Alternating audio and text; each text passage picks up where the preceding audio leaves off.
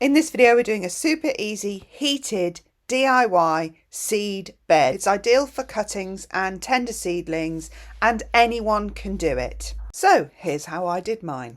I'm going to shunt all of these down there because I'm going to build my hotbed here. So I need to shunt everything down there because I need to be close to the plug for that.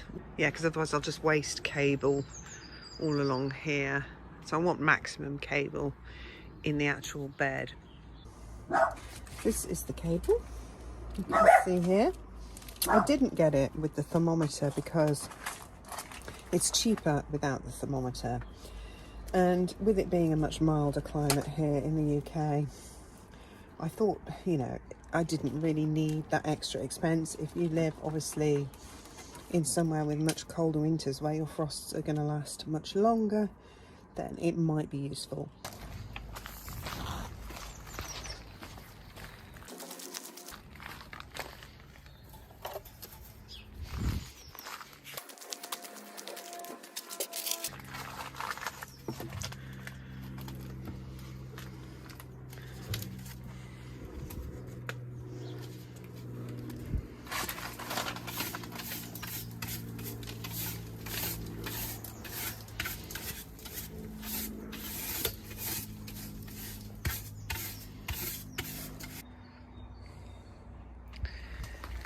Alright, so I moved those over. My phone ran out, so I couldn't show you me doing it.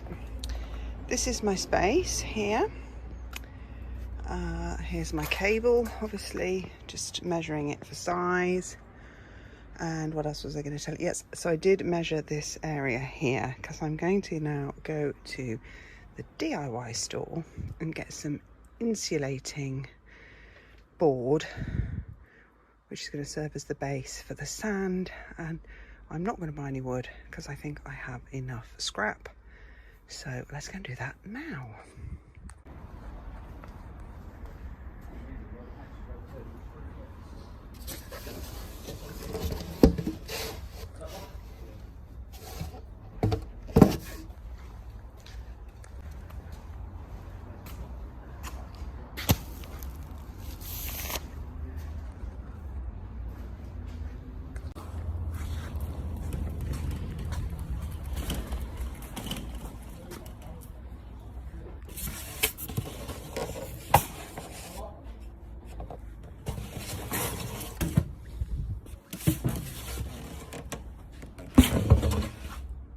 So basically, I just need to make a wooden box now that fits on this shelf, and that I can put the insulation. The insulation board will be the bottom, and it will not only insulate the sand and the heat cable, but also stop the sand obviously falling through these slats.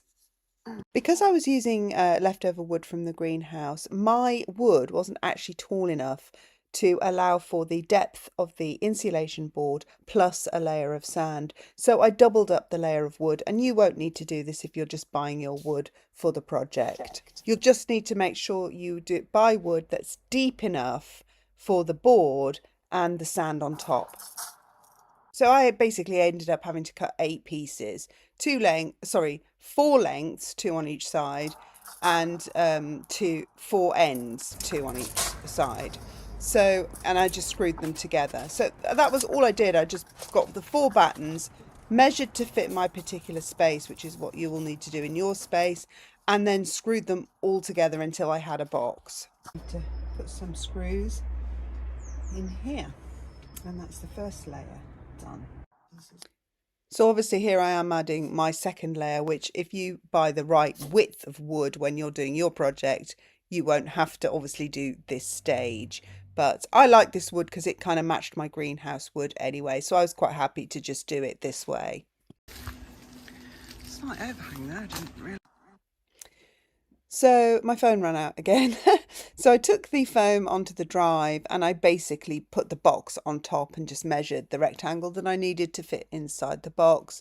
I won't be using this foam again, insulation foam, not because there's anything wrong with it for anyone else out there. I don't want to get in trouble with the company, but because I'm organic and I saw the mess that it made, it's very easy to cut, but I just had all these sort of debris everywhere, and I actually wore a mask while I was doing it. And I just thought, why am I using a product that I have to use a mask when I'm sawing, because I'm so concerned about what the product is and the environmental issues with it.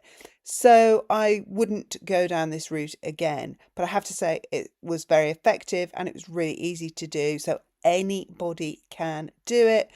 But when I was thinking about it later, I thought I would probably rather use something more organic, like a tight bale of straw that you can chop into like bricks or blocks underneath, and then maybe, a layer of plastic with the sand on top of that. Yeah, or even the wool, the rock wool, sheep wool, that kind of thing. I just don't think I will use this again, but it was what I thought of at the time. So I've gone and done it now, and I have to say it is very effective. So the next thing is to just measure backwards and forwards this, so I know how many of those screws that I need to put in. So I'm just going to go like this and then like this. So that's 2, 3. Oh, you get quite a lot. So end about there, so like that.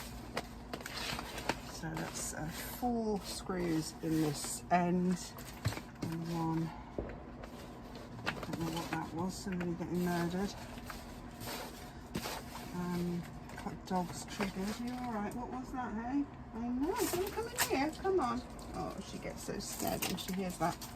The dog is with my daughter, shivering. This thing.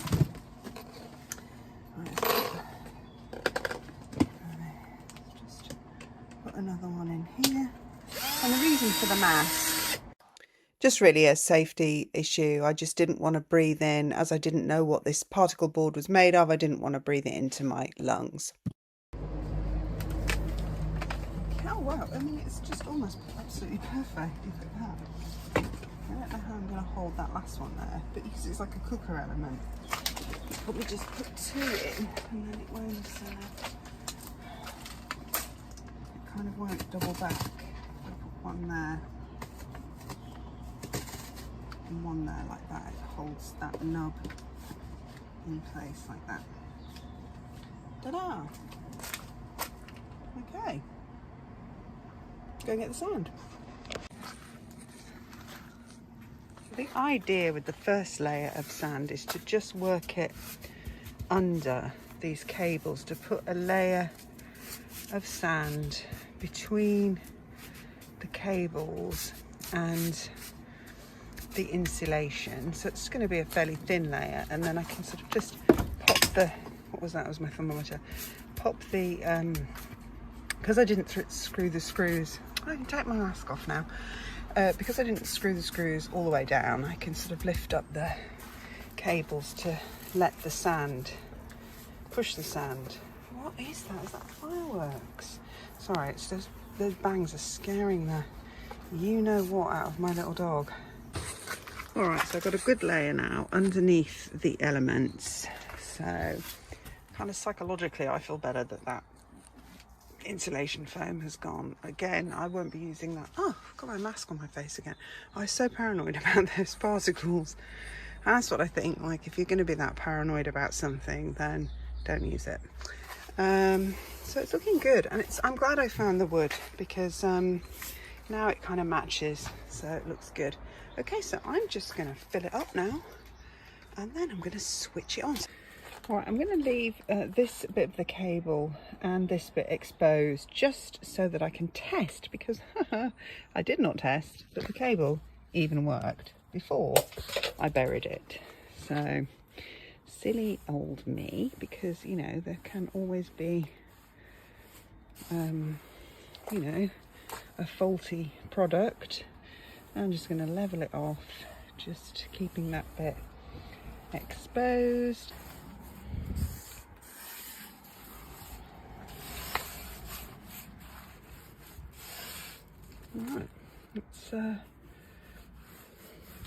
shall we switch it on?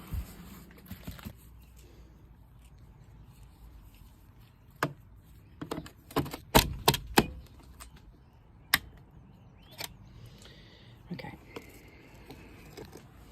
Just pop that. I might have to put another screw in there to stop that one moving about, like the end one. I put that extra screw in the end piece there. I don't know how long this is going to take to warm up.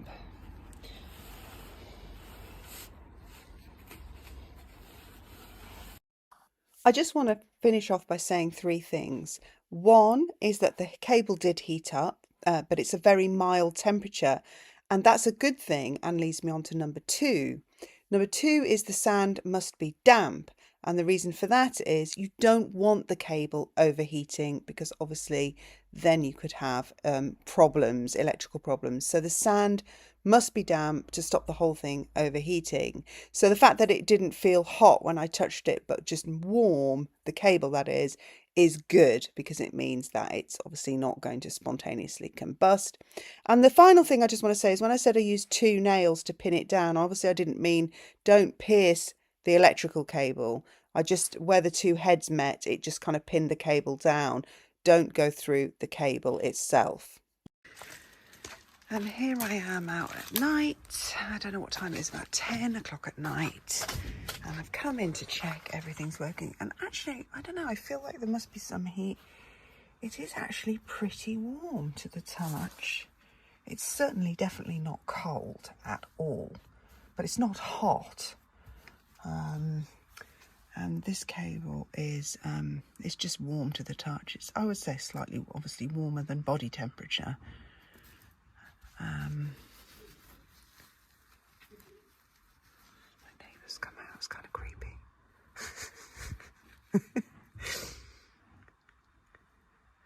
Yeah, so it's on and it's working.